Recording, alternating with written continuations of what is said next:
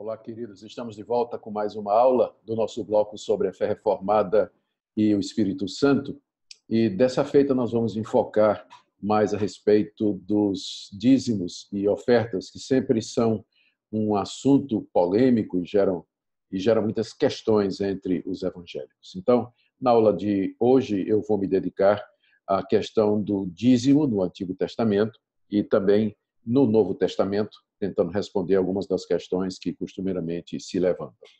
Bom, a própria Bíblia diz que o amor ao dinheiro é a raiz de todos os males. Não diz que o dinheiro é a raiz de todos os males, mas o apego, o amor ao dinheiro é a raiz de onde procedem uma série de males que sufoca o homem na miséria e na condenação, como ganância, desejo de subir na vida, egoísmo, e a capacidade de fazer simplesmente qualquer coisa para ter mais e mais e assim se esquecer de Deus. Então, será que por isso nós não deveríamos, considerando essa questão, nós não deveríamos simplesmente abandonar a questão do dinheiro no que diz respeito à igreja? Nós não deveríamos excluir da igreja contribuições, dízimos, ofertas ou qualquer contato com o vil metal? Embora a história da igreja tenha provado que o alerta da Bíblia é verdadeiro, o ponto é que a própria Bíblia faz muitas referências à necessidade que os cristãos têm de contribuir generosamente para o reino de Deus. Muitos dos problemas acontecidos com pastores, televangelistas e missionários, trazendo divisões e escândalos, de fato, têm muito a ver com dinheiro, não é? Quem não lembra daqueles escândalos financeiros envolvendo Jimmy Swaggart ou James Baker, que tinham programas de televisão? Eu era jovem, um jovem pastor, e me lembro muito bem desses escândalos que trouxeram uma imagem bastante negativa para os evangélicos no mundo em geral.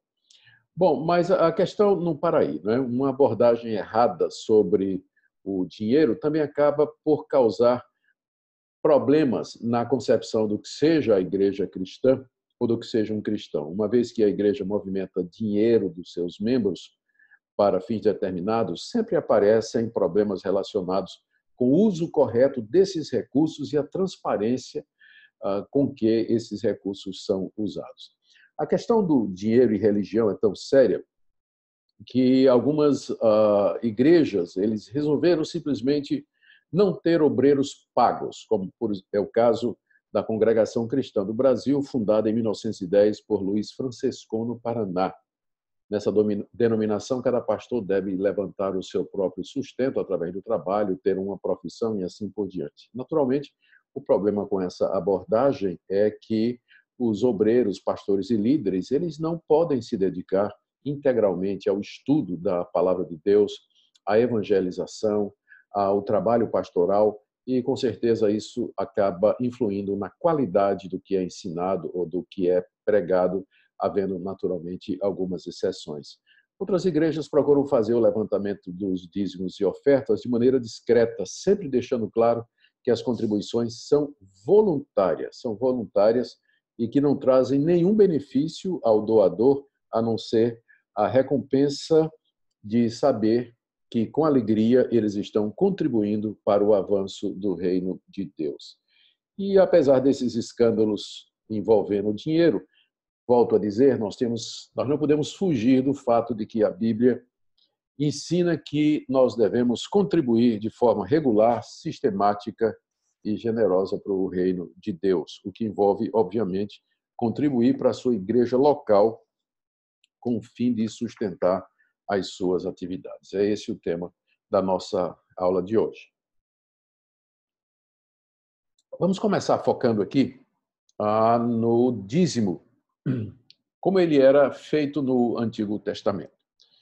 E eu vou começar aqui com a passagem que é mais conhecida de todas, que é a passagem do profeta Malaquias, capítulo 3, versos 8 a 12, e que está aqui na tela para vocês. O profeta pergunta à nação de Israel: roubará o homem a Deus? Todavia vós me roubais e dizeis: em que te roubamos? Resposta: nos dízimos e nas ofertas. Com maldição sois amaldiçoados, porque a mim me roubais, vós, a nação toda. Trazei todos os dízimos à casa do tesouro, para que haja mantimento na minha casa, E provai-me nisso, diz o Senhor dos Exércitos, se eu não vos abrir as janelas do céu e não derramar sobre vós bênção sem medida.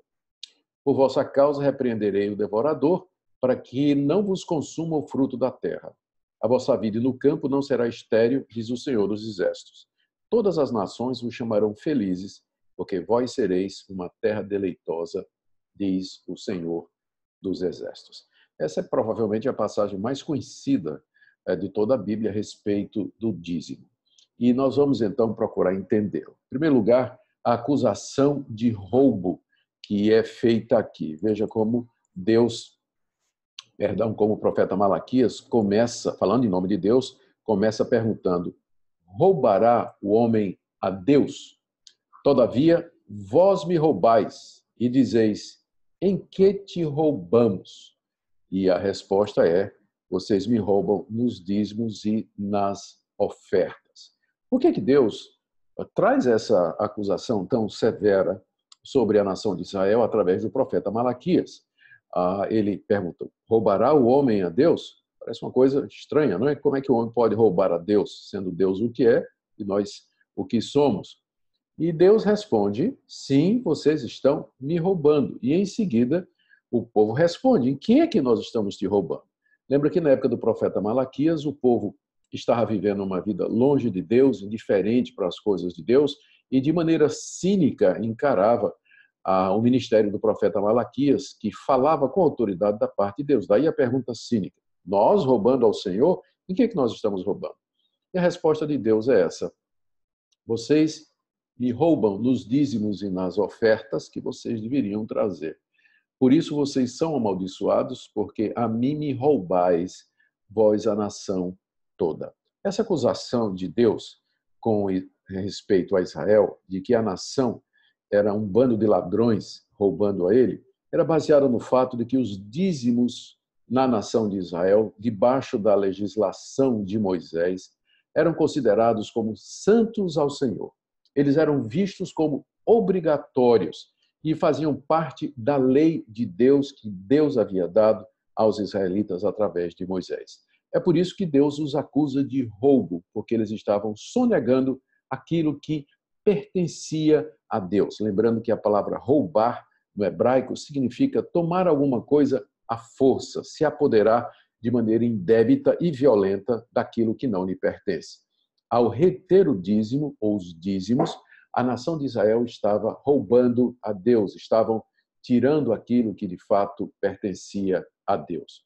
A segunda parte, ou segundo comentário que eu queria fazer aqui, é que o profeta, em seguida, Deus falando através do profeta, amaldiçoa toda a nação, como está aqui: com maldição sois amaldiçoados, porque a mim me roubais, vós a nação toda. Deus amaldiçoa a nação de Israel por estar longe dele. Temos que lembrar que uma das evidências de que a nação de Israel estava longe de Deus era exatamente a falta de devolver a Deus ou entregar a Deus aquilo que pertencia a Deus de acordo com a lei de Moisés e que era dedicado a Deus no culto, como expressão de amor e gratidão. Aqui nós temos uma referência à maldição de Deuteronômio, capítulo 28. Se você depois der uma chegadinha lá, nesse capítulo tão conhecido do livro de Deuteronômio, você verá que ali Moisés desenvolve as bênçãos da obediência e as maldições da desobediência. E o capítulo fala do favor de Deus e de tudo aquilo que Deus daria à nação, se a nação andasse nos seus mandamentos, e também de todos os castigos que Deus traria sobre a nação, se a nação o desobedecesse, as maldições do pacto, podemos dizer assim. E essas maldições do pacto, elas eram relacionadas a... Aqui, ajeitar minha cadeira só um minutinho. Isso, desculpem, está abaixando um pouquinho. Essas maldições do pacto estavam relacionadas aos castigos físicos e temporais que Deus haveria de trazer sobre a nação se a nação desobedecesse. Então, essa é a maldição a qual o profeta Malaquias se refere aqui. O profeta Ageu, ele viveu na mesma época do profeta Malaquias e ele disse coisa semelhante. Vamos dar uma olhadinha aqui na profecia de Ageu, no capítulo 1, a partir do verso 6. Aqui o profeta diz à nação de Israel: tendes semeado muito, recolhido pouco. Comeis, mas não chega para fartar-vos. Bebeis, mas não dá para saciar-vos. Vestivos, mas ninguém se aquece. E o que recebe salário, recebe para colocá-lo ou pô-lo num saquitel furado. Essa passagem também é bastante conhecida. E aqui o profeta Ageu está dizendo por que é que a nação de Israel estava passando por necessidade, passando um período de sofrimento financeiro e de falta de recursos. Era um período difícil, aquele período em que eles tinham regressado lá do cativeiro babilônico e agora enfrentavam grandes dificuldades na sua terra. A resposta é que a nação havia se desviado de Deus. A nação de Israel estava indiferente para com Deus, estavam todos muito ocupados em reconstruir suas próprias casas e haviam abandonado, desleixado o culto a Deus. Em vez de trazer as ofertas que deveriam trazer, em vez de trazer os animais, os melhores animais que deveriam trazer, conforme a lei de Moisés mandava, em vez de trazer todos os dízimos, eles, na verdade, estavam reservando os seus recursos para a reconstrução dos seus negócios, das suas casas e deixando de lado a casa de Deus. E os sacerdotes eram ineptos e descuidados e, portanto, o culto a Deus estava sofrendo com a indiferença do povo. E uma das evidências da fraca espiritualidade do povo de Israel era exatamente isso, que eles não estavam trazendo os dízimos para o sustento dos levitas e do culto a Deus. E não trazer as ofertas de acordo com a lei era apenas um sintoma da vida espiritual decadente do povo. Então, Deus os estava castigando por isso. Aqui é importante lembrar esse ponto, que a maldição com a qual Deus amaldiçoa aqui a nação de Israel não era porque eles não traziam o dízimo. Não trazer o dízimo era simplesmente o reflexo de algo mais profundo. Nós temos que nos lembrar aqui da maldição da aliança de Deuteronômio 28, em que Deus prometeu castigar a nação se a nação se desviasse dele. A falta de entrega dos dízimos era apenas uma evidência, entre muitas, de que a nação, de fato, não andava nos caminhos de Deus. Daí, Deus trazer a maldição da aliança sobre eles. Aqui também é importante nós voltarmos ao profeta Malaquias e vermos o que é que ele quer dizer com essa expressão todos os dízimos, perdão, eu coloquei errado aqui, Malaquias capítulo 3, vamos aqui, ó. Quando o profeta acusa o povo, roubará o homem a Deus, e Deus explica que eles estão roubando nos dízimos e das ofertas, aqui no verso 10 diz assim: trazei todos os dízimos à casa do tesouro. A pergunta, então, que nós fazemos agora é: o que são todos os dízimos? E a resposta é que o israelita era instruído na lei de Moisés a trazer pelo menos 3 tipos de dízimo à casa do tesouro, que era a tesouraria do templo, construído lá em Jerusalém, onde os cultos eram feitos a Deus e onde os sacerdotes ministravam a palavra de Deus. Então, o primeiro dízimo é o dízimo levítico, que nós encontramos no livro de Números, capítulo 18. Deixa eu aqui mostrar para vocês. Números, capítulo 18, a partir do verso 21.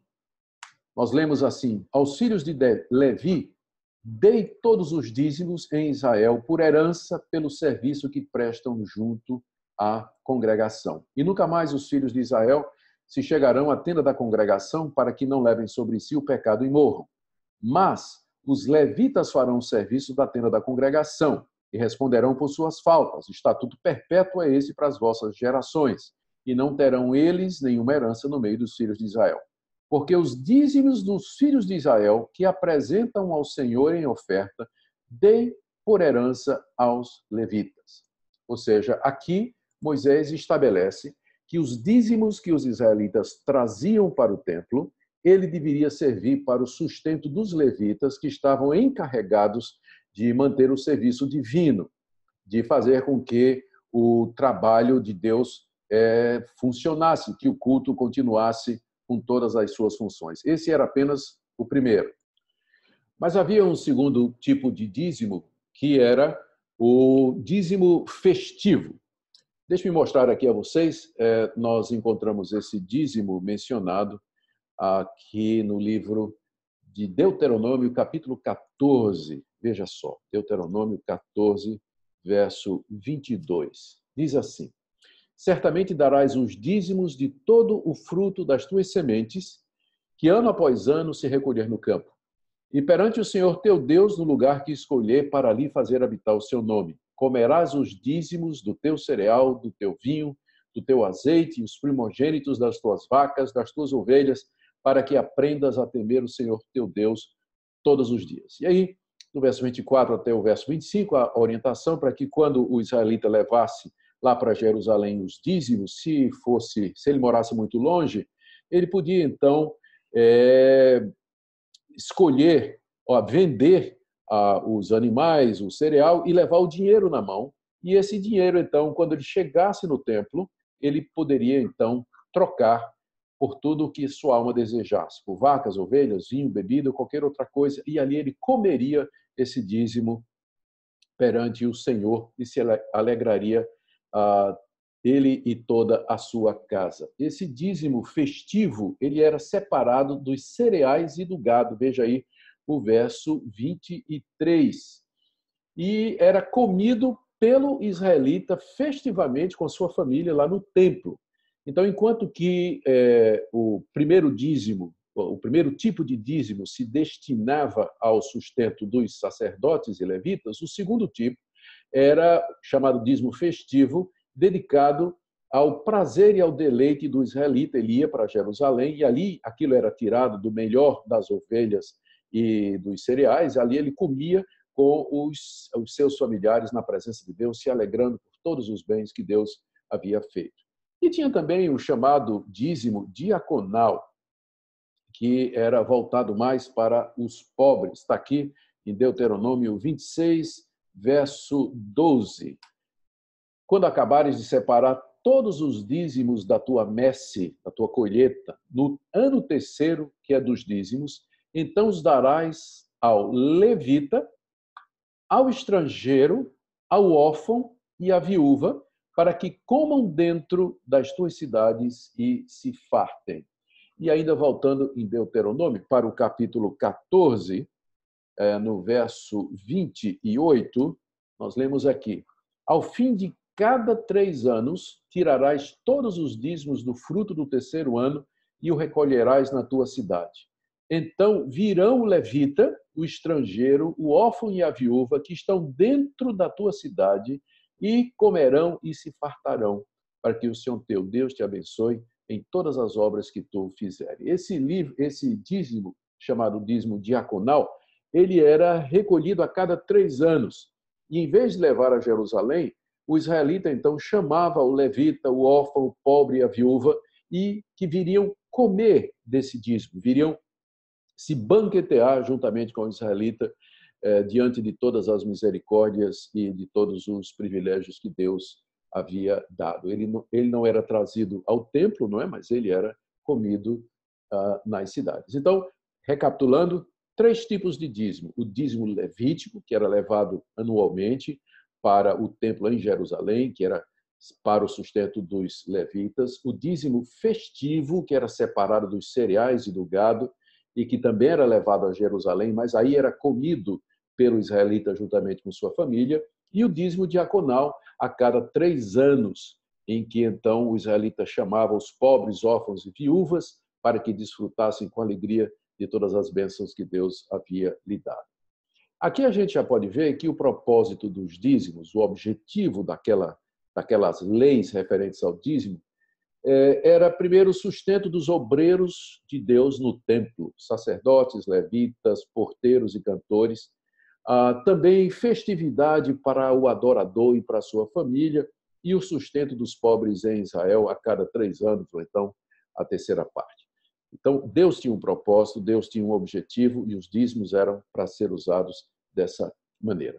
E aí, então, nós podemos entender agora por que Deus estava dizendo: vocês estão me roubando. Porque Deus havia determinado que o israelita da sua messe, da sua colheita, dos seus animais, dos seus produtos, tirasse 10% para o sustento do templo, para comer festivamente com sua família e a cada 3 anos para abençoar os pobres na sua cidade. E aqui deixe-me voltar às palavras do profeta Malaquias, com as quais nós iniciamos aqui, e só que dessa feita eu quero concentrar no que Deus diz aqui, no verso 10. Trazei todos os dízimos à casa do Senhor para que haja mantimento na minha casa. Aqui o profeta está focando especialmente nos dízimos que eram referentes ao sustento dos levitas, porteiros, cantores e sacerdotes. E provai-me nisso, diz o Senhor dos Exércitos, se eu não vos abrir as janelas do céu e não derramar sobre vós bênção sem medida. Aqui Deus como que desafia os israelitas a fazer um teste. O que estava acontecendo? Diante da carestia, da dificuldade e da necessidade financeira, o israelita estava retendo o dízimo para poder cuidar dos seus próprios interesses. E Deus faz um teste dizendo: obedeça à lei, obedeça a mim, siga os meus mandamentos, faça o que eu disse que vocês deveriam fazer e vocês verão como eu irei abençoar vocês, como eu irei recompensar vocês com abundância, satisfazendo as suas necessidades. Vocês não precisam ter receio de que passarão por necessidade em contribuir de acordo com a lei. O teste, na verdade, era um teste para que o israelita confiasse em Deus e que voltasse para Deus. Dízimos e ofertas e as bênçãos decorrentes eram apenas uma consequência desse ponto, né? É importante a gente sempre destacar isso aí. Veja que lá Deus prometeu aos judeus que abriria as janelas do céu, no capítulo 3, verso 10, diz que não haveria mais pragas nem terra estéril, capítulo 3, verso 11, e Deus daria a eles crescimento e destaque entre as nações, capítulo 3, verso 12. Agora eu creio que nós estamos prontos para resumir o ensino do dízimo no Antigo Testamento. O que nós podemos aprender com relação ao dízimo, conforme ensinado na Antiga Aliança? Em primeiro lugar, que Deus é o Senhor e dono de todas as coisas. Isso fica muito claro. Deus é o dono de tudo que existe, de todas as bênçãos, de todo o cereal, enfim, de tudo que nós temos. Tudo isso pertence, de fato, ao nosso Deus. Segunda coisa, Deus se preocupa com a manutenção do serviço a Ele e com os seus obreiros e com o estado geral do culto. Se Deus não tivesse uma preocupação, um interesse em que o seu culto fosse mantido ativo e funcionando bem, ele não teria designado os dízimos da nação de Israel para o sustento do templo e dos levitas. Terceira lição, quer nós aceitemos ou não dar o dízimo, está claro já no Antigo Testamento que aqueles que temiam a Deus e criam a Deus deveriam contribuir com os seus bens e posses para a obra de Deus, para que ela continuasse.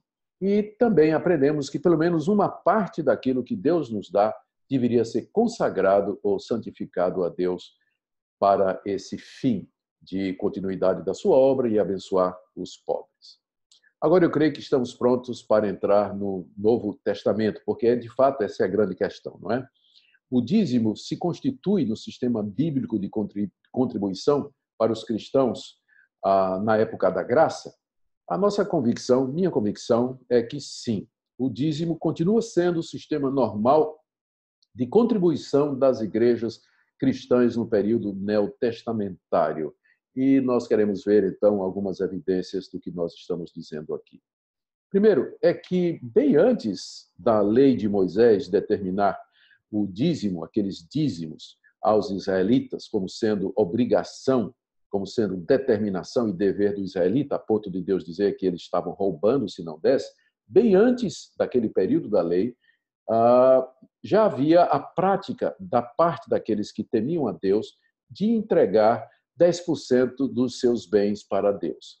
Nós vamos, em primeiro lugar, ver aqui o exemplo de Abraão, que encontramos em Gênesis capítulo 14, a partir do verso 18. Melquisedeque, rei de Salém, trouxe pão e vinho, ele era sacerdote do Deus Altíssimo. Ele abençoou Abraão e disse: bendito seja Abraão pelo Deus Altíssimo que possui os céus e a terra e bendito seja o Deus Altíssimo que entregou os teus adversários nas tuas mãos. E de tudo lhe deu Abraão o dízimo. Preste bem atenção aqui nessa passagem. Melquisedeque era sacerdote do Deus Altíssimo.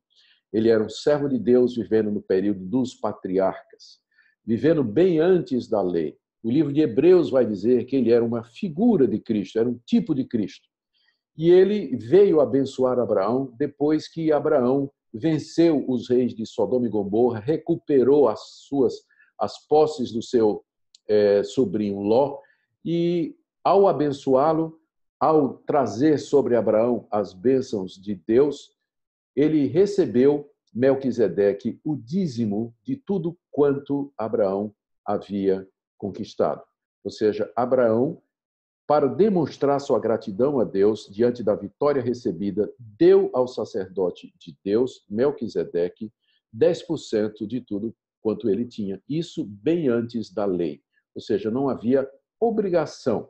Era alguma coisa voluntária que Abraão fez como demonstração de gratidão e de amor a Deus. A mesma coisa vai fazer a Jacó algum tempo depois. Vamos voltar aqui para o nosso texto. Jacó, algum tempo depois, quando ele, a caminho da Mesopotâmia, ele promete dar a Deus o dízimo de tudo quanto Deus lhe der. Gênesis 28, verso 22. Aqui todo mundo lembra, né, daquele episódio em que Jacó dorme ao relento e o travesseiro dele foi uma pedra, e quando ele se levanta cedo de madrugada, depois de ter tido aquela visão dos anjos subindo e descendo numa escada até a presença de Deus, ele toma aquela pedra que havia posto por travesseiro, erige uma coluna, entorna azeite, chama aquele lugar de Betel e fez também Jacó um voto dizendo: se Deus for comigo, me guardar nessa jornada que empreendo e me der pão para comer e roupa que me vista, de maneira que eu volte em paz para a casa de meu pai, então o Senhor será o meu Deus, a pedra que erigi por coluna será a casa de Deus, e de tudo quanto me concederes, certamente te darei o dízimo. À semelhança do seu avô Abraão, Jacó segue na mesma tradição de mostrar a sua gratidão, a sua consagração, o seu compromisso com o Deus da aliança, dando a Deus 10% o dízimo de tudo quanto Deus haveria de lhe dar. Preste atenção, porque estes dois exemplos, tanto de Abraão como de Jacó, são antes da lei de Moisés. Portanto, o que Moisés fez quando instituiu o dízimo foi simplesmente legislar sobre uma prática que já existia em Israel, em que o israelita, temente a Deus, grato a Deus, já separava antes da lei o que, como expressão de gratidão, 10% de tudo quanto ele tinha. É provável que esse hábito tenha continuado pelo período dos patriarcas e talvez até durante o cativeiro no Egito, 430 anos de cativeiro. Nós não temos certeza, não há indicações. Era um período difícil, nós não sabemos o quanto os israelitas mantiveram essa piedade a Deus de sempre reservar 10% para o serviço de Deus ou como expressão de gratidão a Deus. Mas é provável que essa prática do dízimo tenha fenecido e se extinguido durante o cativeiro no Egito. Moisés, então, ao trazer a lei e ao legislar sobre de que maneira o israelita deveria dispor dos seus bens, depois que os israelitas foram libertos da terra do Egito, foram livres, não eram mais escravos, Moisés retoma a prática que existia antes da escravidão, que era exatamente de dar 10% de tudo que se tinha para a obra de Deus. Nós podemos, então, dizer aqui, continuando, que os primeiros cristãos, sim, a prática de dar o dízimo, né, continuou, né, depois que Moisés estabeleceu, no restante da história do Antigo Testamento, e na época do Senhor Jesus e dos apóstolos, essa prática era normal em Israel. O judeu dava 10%. Há, inclusive, várias histórias que Jesus contou que têm a ver com isso, não é? Como nós iremos ver algumas delas, como, por exemplo, a parábola do fariseu e do publicano, em que Jesus disse que o fariseu, diante de Deus, lá no templo, se orgulhava de que dava o dízimo de todos os detalhes daquilo que ele ganhava, né, da hortelã, do cominho, e via aquilo como um sinal de superioridade. Jesus condena a atitude do fariseu de soberba e de arrogância, mas não a prática de dar o dízimo, porque era prática estabelecida na nação de Israel. E em um dos seus sermões contra os fariseus, o Senhor Jesus Cristo diz que os fariseus deveriam não somente dar o dízimo, como já faziam, mas também cuidar da misericórdia, da compaixão, porque Deus se agradava destas coisas. O que eu quero dizer é que os primeiros cristãos, eles eram judeus. A igreja cristã nasce em Jerusalém, no meio de uma festa judaica, que foi Pentecostes.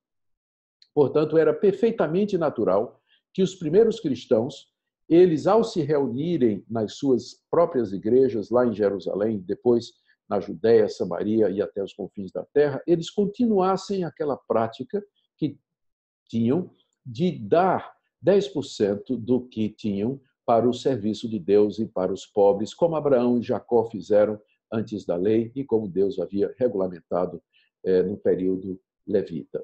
Lembre que os primeiros cristãos, eles mantiveram alguns costumes judaicos e que não foram abolidos em Cristo Jesus.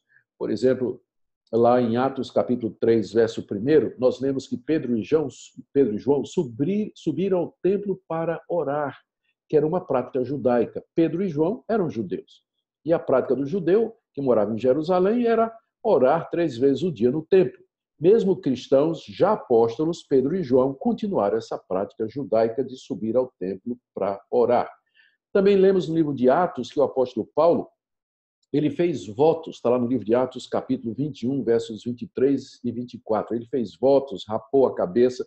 Estas coisas faziam parte da cultura religiosa dos judeus. Paulo era cristão, era apóstolo de Jesus Cristo, mas ele mantinha várias das tradições judaicas nas quais ele havia sido ensinado. Orar 3 vezes ao dia, eu já mencionei aqui, e incluir as crianças nas atividades religiosas, por exemplo, no dia de Pentecostes, quando Pedro anunciou a chegada do Espírito Santo, ele se dirigiu à multidão que estava ali reunida e disse que a bênção do Espírito Santo era para eles e para os seus filhos e quantos o Senhor, nosso Deus, chamasse. Então, incluir os filhos nas atividades religiosas, na própria religião, era um costume hebraico, né? Outras coisas, naturalmente, foram abolidas, e nesse ponto o Novo Testamento é claro. Os sacrifícios de animais foram abolidos. Temos, por exemplo, em Hebreus, capítulo 10. O sábado, ele passa a ser, ele é abolido e passa a ser celebrado como o primeiro dia da semana, o descanso cristão, o sábado cristão. Mas nenhuma passagem do Novo Testamento fala que esse sistema de contribuição dizimal ele foi abolido. Não é interessante isso? Nós temos textos e textos e textos dos autores do Novo Testamento falando de como a lei de Moisés foi abolida, detalhes que foram abolidos, menciona os sacrifícios, o sacerdócio levítico, menciona a centralidade do templo como não mais sendo relevante para o cristianismo, porque Deus procura adoradores que o adorem em espírito e verdade em todo lugar, mas não há uma única passagem que diga que o sistema de contribuição dizimal que já existia desde Adão, seguido por Jacó, esse sistema havia sido abolido. E nós perguntamos então em que os dízimos dos cristãos para as suas igrejas eles eram usados. Nós cremos que seguia basicamente os mesmos propósitos do Antigo Testamento, para o sustento dos apóstolos, dos pregadores, dos evangelistas, de todos aqueles que saíam para anunciar o evangelho nas províncias do Império Romano, plantando igrejas onde quer que eles passassem. Em 1 Coríntios, capítulo 9, de 1 a 4, o apóstolo Paulo, ele fala do direito que ele tem de receber sustento das igrejas. E de onde viria, então, esse sustento para os apóstolos, para os obreiros e missionários, a não ser das suas contribuições regulares, sistemáticas, generosas e fiéis, seguindo o padrão que já tem desde o Antigo Testamento, que era os dízimos. Lá na 1 de Timóteo, capítulo 5, verso 27, o apóstolo Paulo diz que aqueles presbíteros que se dedicam ao ensino e à docência, eles deveriam ser merecedores de salário dobrado. E a pergunta é, de onde viria, então, os recursos financeiros para suportar, para apoiar, sustentar aqueles presbíteros, isto é, pastores que se dedicariam ao ensino integral da palavra de Deus, a não ser da contribuição dos fiéis, a não ser dos seus dízimos e das suas ofertas. Também, lá em Romanos capítulo 15, verso 26, 1 Coríntios 16, de 1 a 4, o apóstolo Paulo fala do sustento dos pobres, e é óbvio, então, que isso tudo tinha a ver com a contribuição dos irmãos. Em resumo, o que eu quero dizer é o seguinte: o sistema de contribuição aprovado na Bíblia, tanto no Antigo Testamento como no Novo, é o sistema de contribuição dizimal. Ele é justo, ele é proporcional, ele já foi aprovado por Deus e ele tem se mostrado eficiente para manter a obra de Deus aqui nesse mundo, tanto sustentando os obreiros, tanto proporcionando a expansão do Evangelho, como também servindo para a ajuda aos órfãos, aos pobres e às viúvas e a manutenção do trabalho social das igrejas. Agora, aqui é importante notar que nós vemos o dízimo não mais como um dever, porque lembramos, não mais como uma obrigação, como lei, lembrando que fazia parte da legislação mosaica do Antigo Testamento, considerando Israel como uma nação, considerando o status do povo de Deus como sendo uma teocracia, onde a contribuição dos 3 dízimos era, de fato, obrigatória. Nós não estamos mais debaixo da lei mosaica nesse sentido. Para nós, a contribuição é um privilégio e ela é uma expressão de gratidão a Deus. Você me pergunta se o dízimo é obrigatório. A resposta que eu daria é que eu estranharia muito um cristão que não quer contribuir. Alguém que foi salvo pela graça, alguém que foi alcançado pelas misericórdias de Deus, alguém que foi perdoado dos seus pecados, alguém que tem consciência de que tudo que ele tem é de Deus, alguém que tem consciência da necessidade de evangelizar, de pregar o evangelho, de ajudar os pobres. Essa pessoa não querer contribuir, não querer ajudar, investir no reino de Deus, certamente alguma coisa está errada. Eu não diria que é uma obrigação, mas eu diria que é bastante revelador do verdadeiro estado espiritual de um cristão o fato de que ele se nega a contribuir com a sua renda, uma parte da sua renda para o trabalho de Deus. O dízimo atende os requerimentos de contribuição regular, sistemática, justa, proporcional e generosa. Por isso, eu creio que é o sistema que nós todos devemos praticar nas nossas igrejas, não para fazer um acordo com Deus ou um pacto com Deus. Nós devemos dar o nosso dízimo não esperando receber de volta da parte de Deus, mas simplesmente como expressão de nossa gratidão e de obediência ao nosso Deus. Espero que essa aula seja usada por Deus para ajudar a esclarecer algumas dúvidas e que você seja um generoso contribuidor para o reino de Deus. Deus abençoe. Um abraço.